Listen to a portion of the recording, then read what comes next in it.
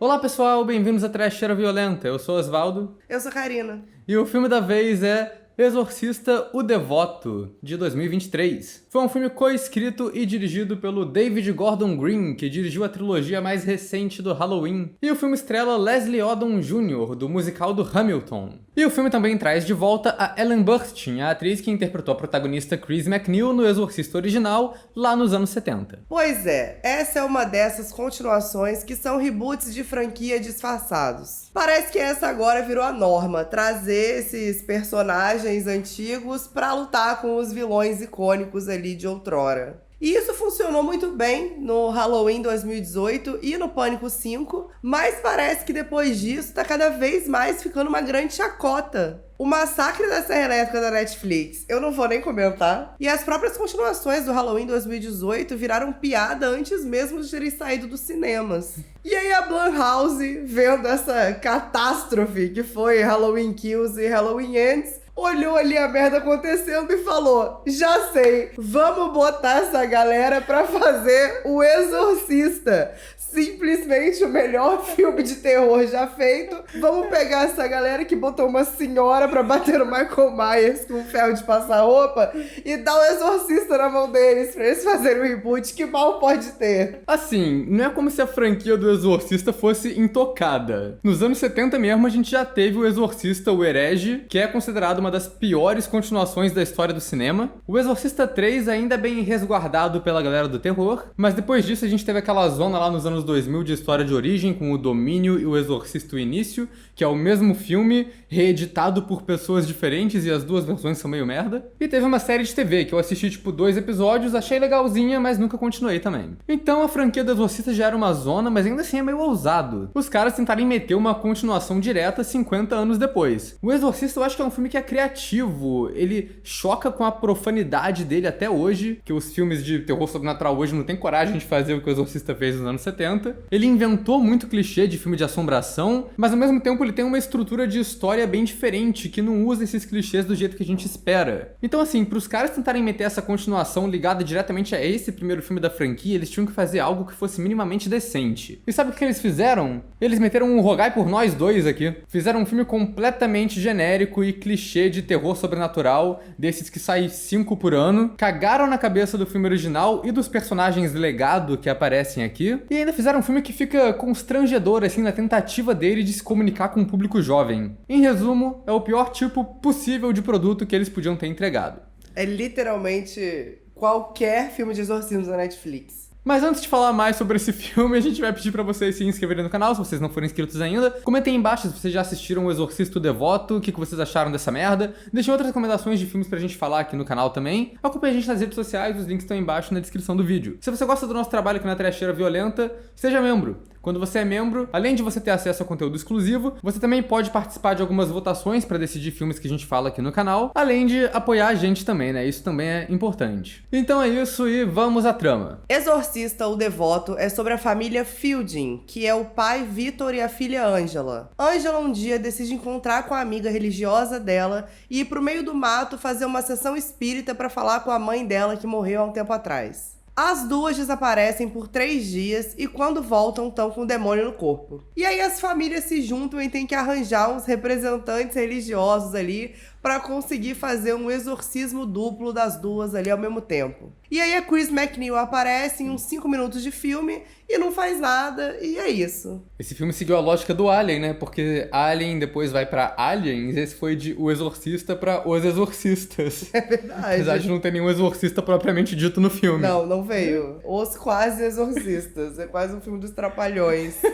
E eu acho ótimo que num espaço de 5 anos o David Gordon Green foi de... Pô, esse cara até que manda bem, hein? Pra... Ah, não, esse maluco de novo. Puta merda. Parece que tudo que o David Gordon Green conseguiu construir de terror e de tensão naquele Halloween de 2018, ele perdeu no caminho e não tá aqui. A direção tem seus momentos que são tecnicamente ok. O filme tem um visual maneirinho ali, tem uma fotografia legal, tem um design decente ali de cenários, e tem uns momentos bons, com os movimentos de câmera maneiros, uns enquadramentos interessantes. Mas o filme todo, no geral, é tão mal feito, tão genérico, que essa parte visual não salva nada. E uma das coisas que mais me tirou do sério aqui foi a montagem. Esse filme apela tanto pra susto idiota que é quase um insulto. O primeiro plano do filme já começa direto com um barulho alto ali, com uma cena de 2 cachorros brigando. O que eu até podia perdoar, porque no primeiro Exorcista, quando o Padre Merrin encontra a estátua do Pazuzu no deserto lá, ele vê 2 cachorros no deserto brigando ali também, que meio que indica a presença do demônio. Mas nesse filme não tem nada de sobrenatural nessa cena. É só pra começar o filme imediatamente com um susto safado ali. E esses sustos estúpidos da montagem acontecem o filme todo. Tem várias cenas que começam do nada com um barulho alto, tipo uma buzina de carro ou uma pessoa gritando. E é o tipo de susto mais merda, mais picareta que alguém pode fazer, porque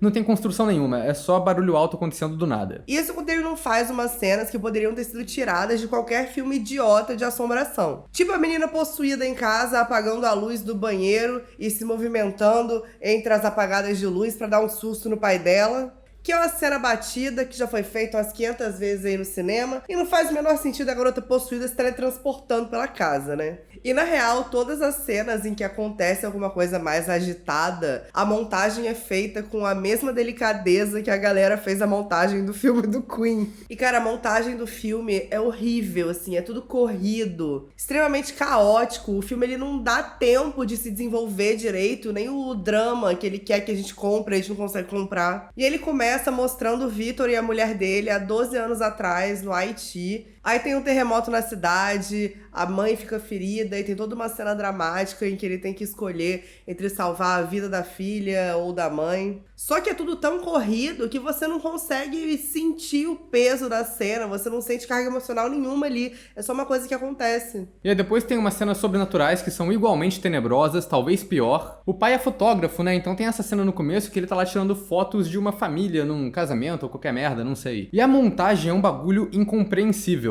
Fica intercalando a cena dele tirando foto com uma britadeira que tá rolando uma obra na rua que não tem relação nenhuma com a cena, com os inserts aleatórios do menino da família que tá sendo fotografada virando um demônio. Essa cena é uma grande poluição visual e sonora que agride os seus sentidos e não serve pra nada. Porque essa família nunca mais aparece e o pai vai lá ver a foto que ele tirou e a foto aparece distorcida no computador dele. Uma coisa meio o chamado assim, uma presença demoníaca. Aí ele só fala, ah, foda-se, fecha o computador e nunca mais toca no assunto. A foto na real não tava com erro nas outras mídias, né? Porque ele tava projetando a tela do computador numa tela. E nessa outra tela a foto tá normal, então às vezes essa cena toda foi só uma grande piada. É pra gente achar que era o demônio, mas era só um erro na tela do computador do cara mesmo, né?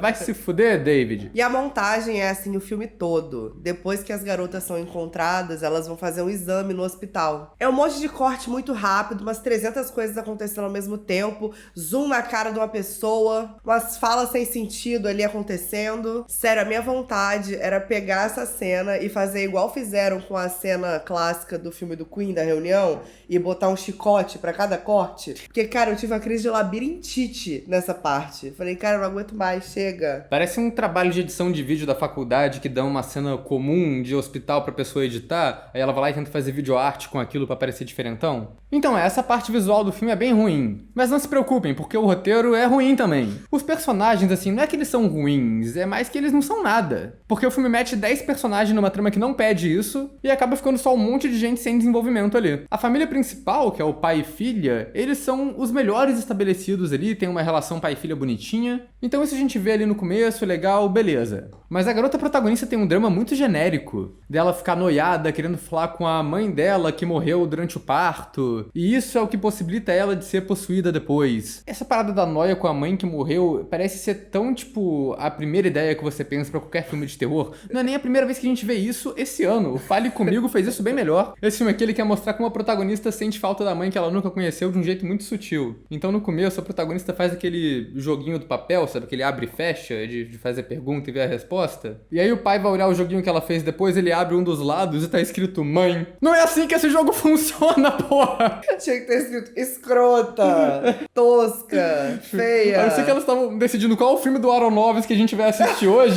não tem motivo de estar escrito mãe ali. Mas pelo menos a família principal ainda tem um desenvolvimento. Não se pode dizer o mesmo sobre a segunda família. Tudo que a gente sabe sobre eles é que eles são religiosos, muito religiosos. E acabou, é só isso que a gente sabe. Outros personagens relevantes pra trama, a gente vai falar na spoiler zone. Mas quem dá pra gente mencionar agora são os vizinhos. A começar pelo cara maromba, que no começo do filme encontra o Victor e fala: "E aí, brother, bora de Smart Fit hoje?" E aí depois ele aparece invadindo a casa do cara com uma galera pra fazer uns rituais de voodoo ali, uma parada completamente sem sentido.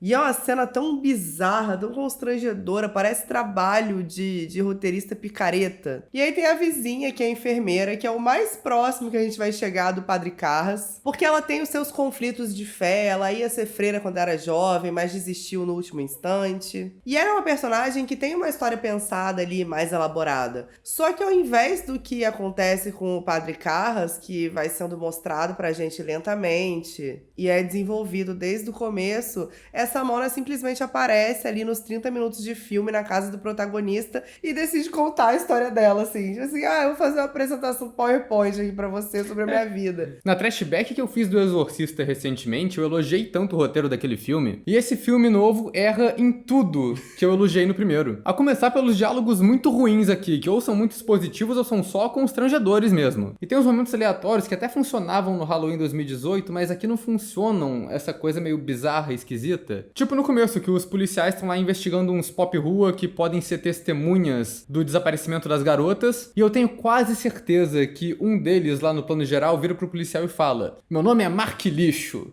E é isso, graças a David Gordon Green agora, a gente tem no universo, na mitologia de O Exorcista, um personagem chamado Mark Lixo, ou só Senhor Lixo, para quem não tem intimidade, né? Eu particularmente gosto da cena que a enfermeira vira pra mãe da menina e fala: "Não, fizemos os testes, tá tudo bem com ela." E aí corta pra ela no vidro, claramente possuída. Parece uma cena direto de todo mundo em pânico. Aliás, falando em janela, eu não sei nem se é um crédito, né? Vou dar uma observação aqui pra esse filme. Foi o maior susto que eu levei no cinema há tempos, na cena que a menina aparece na janela do nada. Mó barulhão, assim, eu pulei uns 2 metros da cadeira. Mas é fácil dar susto quando é só um monte de barulho alto acontecendo sem absolutamente preparo nenhum. Mas uma das paradas que eu mais curto no roteiro do original é como ele não se preocupa de mostrar essa história do começo. A gente não vê a Regan sendo possuída. É só uma coisa que já aconteceu e vai progredindo na história, escalando naturalmente. Esse filme novo começa literalmente com a protagonista nascendo. Acho que se fosse mais do começo que isso, só se começasse com os pais dela transando. E a minha primeira decepção real com esse filme, que foi quando eu virei e falei: vai ser uma merda mesmo, é quando as meninas vão fazer a sessão espírita na floresta. Não precisa dessa justificativa pra elas estarem possuídas, não precisa explicar tudo. Isso só faz o filme virar trama de adolescente burro fazendo merda, e ninguém gosta disso. Só deixa a gente mais distante do que tá rolando, sabe? Porque, porra, a Regan sendo possuída é muito assustador, porque ela não fez nada demais. Só aconteceu, cara, uma coisa corriqueira, pode acontecer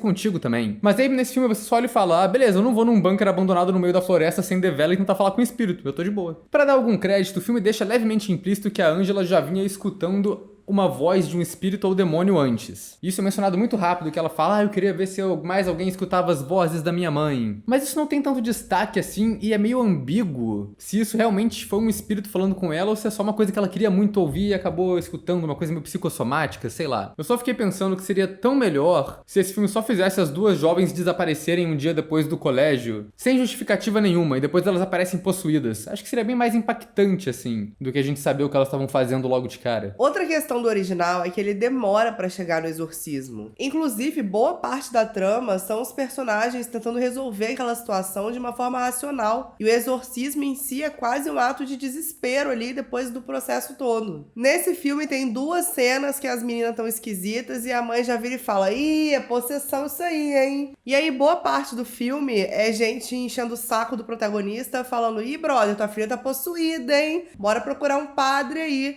Enquanto ele tá lá buscando um hospital psiquiátrico. É quase uma paródia do Exorcista. E aí, por conta disso, o protagonista ateu e a galera religiosa acabam entrando em muito embate, em muita discussão religiosa, que não é nada sutil, assim, não tem nada a ver com a atmosfera do filme. E aí chega uma hora que isso fica chato, porque tem pelo menos uns 3 discursos ali comoventes sobre fé, com uma montagem bonitinha, que se colocar uma música clássica em cima ali, parece vídeo que minha mãe manda no WhatsApp. Assim, o filme até faz uma parada que eu acho interessante, que é tentar tirar um pouco o foco do cristianismo e abordar exorcismos em outras religiões, o que na ideia é legal, mas na prática eles eles não se aprofundam em nada nisso, né? Ele não muda muito de um filme de exorcismo normal. O que parece mesmo que ele tá tentando ser descolado, assim, com os jovens, meio aquele meme do Steve Buscemi, sabe? Tipo, olha só, não sou só cristão, hein? Aqui eu tô andando com a galera das outras religiões também. Nossa, mas esse filme ele é assim o tempo inteiro. Vamos falar mais disso. E eu acho que a principal armadilha do filme é ele ser muito genérico. Seja nas cenas de susto, seja nas cenas com elementos sagrados, tipo a menina entrando na igreja de branco, suja de vinho,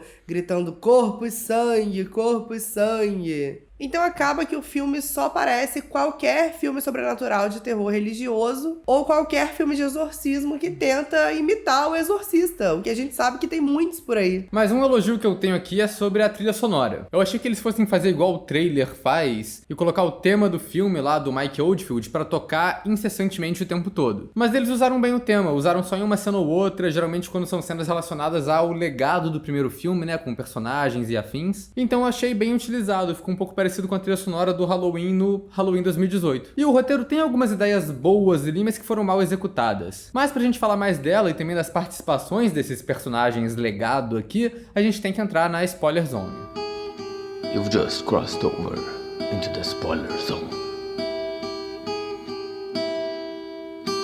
Uma parada notável do primeiro filme do Exorcista é como boa parte dele é baseado num terror real ali. A mãe querendo descobrir o que tem de errado com a filha dela e nenhum profissional conseguindo dizer qual é o problema. Esse filme tentou ir por um lado parecido. Ele quer fazer o terror sobrenatural, mas com base num terror real ali, só que ao invés da filha doente, o que ele faz são as filhas desaparecidas. E isso é um drama legal no começo, mas que é resolvido bem rápido. E aí eles acabam fazendo umas coisas meio cafona e ponta solta com isso. Tipo a mãe religiosa que faz uma comparação de que elas ficaram 3 dias sumidas e que foi o mesmo tempo que Jesus ficou morto até ressuscitar. Então que elas passaram esses 3 dias no inferno. O que é um bagulho interessante, assim. Se fosse melhor aproveitado, tem uma abordagem maneira aí. Mas não, isso simplesmente não é mencionado mais no filme. O máximo que acontece é uma cena aleatória mais lá pro final, que mostra uma das meninas presa numa dimensão parecida com o Além dos filmes sobrenatural, mas também é uma cena muito rápida, tem até um estilo bonitinho ali, mas não serve pra muita coisa e é pouco aproveitada. E outra parada que eu acho legal é o lance de ter várias religiões diferentes. Isso é justificado no começo com a personagem da Chris McNeil aparecendo e explicando que o exorcismo é uma prática bem mais antiga do que cristianismo, né? Então você não precisa de um padre católico pra fazer um exorcismo. Tá bom, faz sentido. O problema é que eles decidem abordar isso do pior jeito possível, porque parece que os caras chegaram lá pra fazer o Exorcista novo e falaram, vamos fazer o Vingadores da religião. Eles ficam repetindo essas frases cafona o tempo todo de,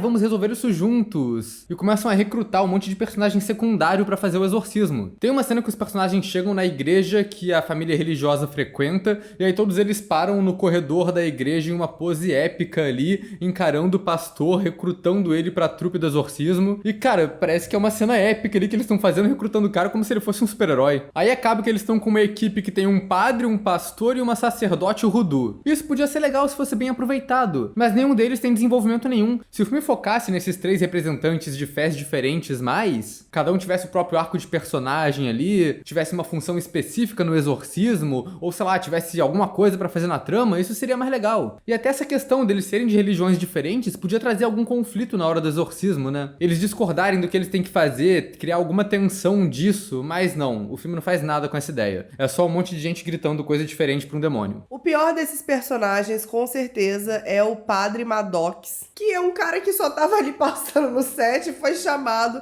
pra participar da trama pela enfermeira. E ele não tem nada de personalidade. Ele é só um padre. No filme original tem toda a questão de que eles precisam provar pra igreja de que a Regan de fato tá possuída pra eles autorizarem o exorcismo. Então o Padre Carras tem que gravar umas coisas ali pra comprovar e isso é levado de uma forma séria. E aí nesse filme o Padre Maddox é só imbecil, cara. Ele encontra o alto clero da igreja e aí o que ele fala é tipo, pô galera, eu encostei na garota e eu senti o mal, senti mesmo.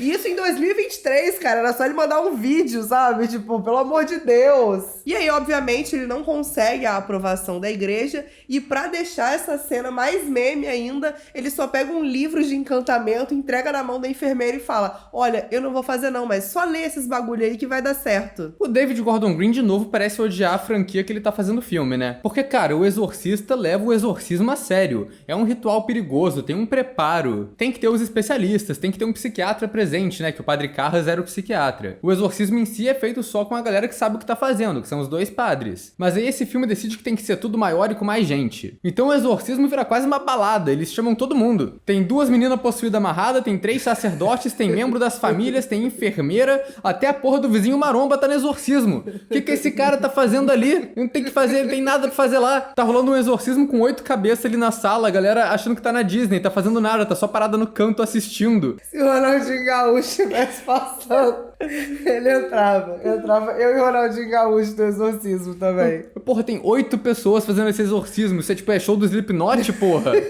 E o exorcismo é extremamente sem emoção também. O padre, como a igreja não aprovou o exorcismo, simplesmente não vai no começo e aí não tem exorcista. E isso acaba dando a sensação de que ninguém ali tem a menor ideia do que tá fazendo. E aí quando os demônios começam a conversar com as pessoas, que é uma das principais armas ali na hora do babado, que ele faz os truques mentais ali, usa a lábia maldita dele, a galera simplesmente deixa acontecer. Ninguém manda o demônio calar a boca, ninguém tá com uma água benta na cara dele, ninguém, sei lá, tá com um lençol em cima. Fica todo mundo só parado ali, trocando ideia com o demônio, gente. Pelo amor de Deus. E aí tem umas cenas que, além de cafonas, elas têm uns efeitos muito zoados.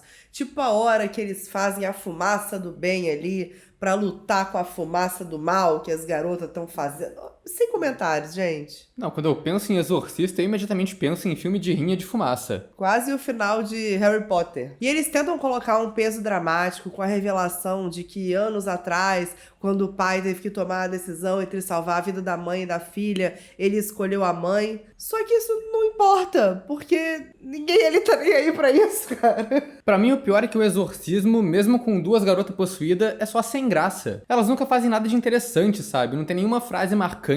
Elas mal flutuam ou fazem alguma demonstração de poder ali, não tem nada. Esse exorcismo todo é tão sem graça que quando ele acabou, eu ainda tava esperando acontecer o ato final do filme, mas aí o filme só acaba mesmo. Eu falei, ok. A única diferença que faz o exorcismo ter 2 garotas é que é uma nova dinâmica ali que o demônio faz. Ele diz pra galera que vai libertar uma garota e vai matar a outra, e os personagens têm que escolher quem vai ser. O que talvez rime com essa coisa do protagonista de ter que escolher entre a mãe e o bebê. Mas também, foda-se, né? Isso não tem tanto foco assim. Os personagens têm esse dilema, né? Porque cada pai, obviamente, escolheria a sua filha pra sobreviver, então eles ficam no impasse ali e não fazem nada. Até que depois o pai religioso, por impulso, escolhe a filha dele pra sobreviver, mas era tudo truque do diabo e ele faz o contrário. Ele mata a garota secundária e a protagonista vive. Isso é legal porque é ambíguo, tem justificativas diferentes pra isso ter acontecido. Pode ter sido só um truque do diabo, porque ele faz essas coisas. Pode ter sido a solução mais cafona, que é o discurso comovente sobre o poder do amor. O pai fazendo o discurso dele sobre como ele ama a filha, salvou a protagonista ali de ser possuída. Ou pode ter sido uma solução meio ambígua do roteiro ali, porque no começo, no flashback do Haiti, a mãe grávida da Angela recebe uma bênção da galera lá. Falam que isso vai proteger ela e o bebê. Então talvez essa bênção tenha salvado a Angela anos depois. Mas todo esse lance, eu acho que só serve pra evidenciar o quanto a gente não se importa com a coitada da outra menina. Porque a Angela, minimamente, tem o desenvolvimento dela ali, ok? A outra tem 5 falas antes de ser possuída e a gente simplesmente não se importa com ela. Parece que ela tá no filme só pra eles tentarem reproduzir o visual da Regan enquanto fazem um negócio diferente com a menina protagonista. O filme, pelo menos, tem uns efeitos práticos maneiros. As maquiagens delas possuídas não parecem tão retocadas quanto acontece muito recorrentemente aí em filme de possessão. E tem uns efeitos de body horror ali, que as minas perdendo unha, uns negócios mais nojentos assim, que são maneiros, são bem feitos. Dito isso não quer dizer que a maquiagem seja boa também, né? Porque a Mona possuída parece que ela botou um botox na cara que deu muito errado e não que ela necessariamente tá possuída. Tem uma cena em específico que abre um ferimento sozinho na testa dela, que é, adivinhe, uma cruz invertida. Não tinha como eles pensarem numa coisa mais clichê pra esse momento. Mas pra mim o auge dos efeitos e dessa estrutura de roteiro meio Vingadores esquisito é quando o Padre Maddox, esse grande personagem sem caracterização nenhuma, decide ir ajudar no exorcismo mesmo sem a permissão da igreja. E aí é uma cena épica dele abrindo a porta da casa com um terço em cada mão, chegando lá correndo pra salvar a galera como se fosse a cavalaria. E aí depois disso, as meninas possuídas imediatamente matam ele, fazendo ele virar a cabeça ao contrário. O que a gente vê bem explicitamente ali com um efeito digital bem do ruim mesmo. Que também é claramente uma cena de Todo Mundo em Pânico. E esses momentos mais tensos de ação direta do demônio, o filme original sabia quando mostrar e quando não mostrar. Esse filme não tem nenhuma sutileza nisso, ele só mostra tudo o que acontece e isso só não funciona. E falando em não funciona, vamos falar dela? Chris MacNeil, também conhecida como o motivo que me fez ter esperanças de que esse filme ia ser maneirinho. Mas sério, os caras trouxeram a senhora de 90 anos pra participar do filme só pra cagarem na cabeça dela. Eles simplesmente transformaram a mãe da Reagan no pior tipo de personagem possível, que é o especialista em porra nenhuma. Ela virou uma estudiosa, escritora de livro, expert em exorcismo, praticamente coach de exorcismo. E aí ela tem umas frases que são tão estúpidas, tipo ela falando dos dois padres do filme original. Ai, eu não participei do exorcismo da minha filha por causa do patriarcado da igreja. Mona, isso nunca foi uma questão. Ela era ateia. Que é isso, cara? Eu fiquei constrangida nessa cena num nível. Porque é muito assim, cara, a gente precisa de pauta atual. Vamos colocar pauta atual. E isso me deixa muito irritada. Porque é muito você pegar uma pauta séria e colocar num lugar que ela não cabe pra dar mais margem pras pessoas falarem mal, sabe? Uhum. E, cara, isso não faz nem sentido. Tipo, os dois padres morreram. Ela não viu o exorcismo porque era um bagulho extremamente perigoso. A personagem fica só saindo de ingrata mesmo, sabe? Tipo, esses padres que salvaram minha filha, esses malditos. E aí o Victor vai chamar Chris MacNeil, uma idosa de 90 anos, pra ajudar com a filha possuída dele. E tudo bem, o filme estabelece que não precisa ser um padre católico pra fazer um exorcismo. Mas, ao mesmo tempo, eu acho que a pessoa tem que ter tido algum tipo de experiência ou treinamento na arte de exorcizar alguém, né? A Chris MacNeil é um personagem que não faz sentido nenhum trazer de volta com uma velha fodona. Porque, cara, não era esse o papel dela no primeiro filme. Ela não enfrenta o demônio. O papel dela é outro, é o terror real. Ela é a mãe desesperada. Nada que ela faz naquele filme indica que ela sabe agora enfrentar o demônio, sabe? Quando ela chega lá pra ajudar, eu fiquei perguntando qual a experiência prática que ela tem com isso. E aí, naturalmente, o que acontece é que Chris MacNeil encontra finalmente a garota possuída. E não dá 30 segundos, a mulher já tá na merda. O demônio simplesmente fura os olhos da véia numa cena que tem os efeitinhos que até são legais.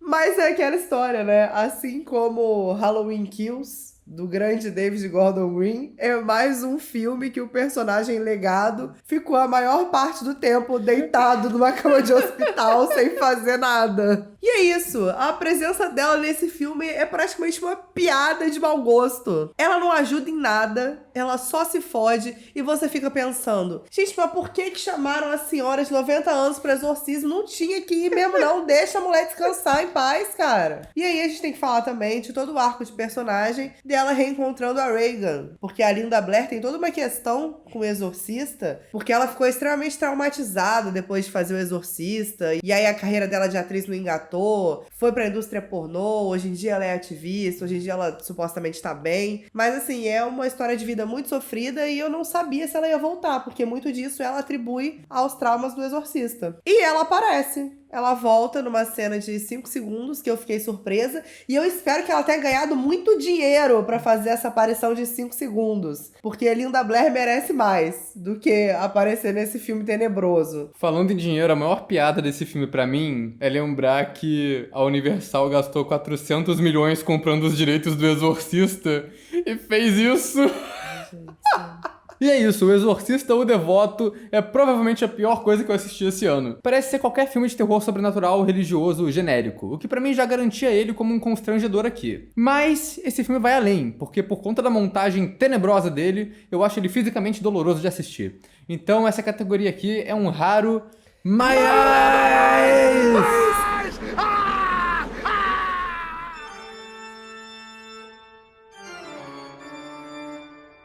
Eu tenho uma teoria. Eu acho que o David Gordon Green não queria fazer esse filme. Eu acho que o David Gordon Green tá puto desde que ele chegou com o projetinho dele de Halloween, que eram 2 filmes, e o estúdio falou, não, 2 não é bom, vai ter que ser 3. Apesar da galera falar mal, deu certo financeiramente, jogaram essa bomba do Exorcista pra cima dele, e aí falou, vou ter que fazer essa merda. E aí fez... com má vontade. Já tá saindo aí umas reportagens falando que o David Gordon Green tá querendo pular fora do barco e não quer fazer os próximos. Óbvio, gente! Ele não queria nem fazer o primeiro!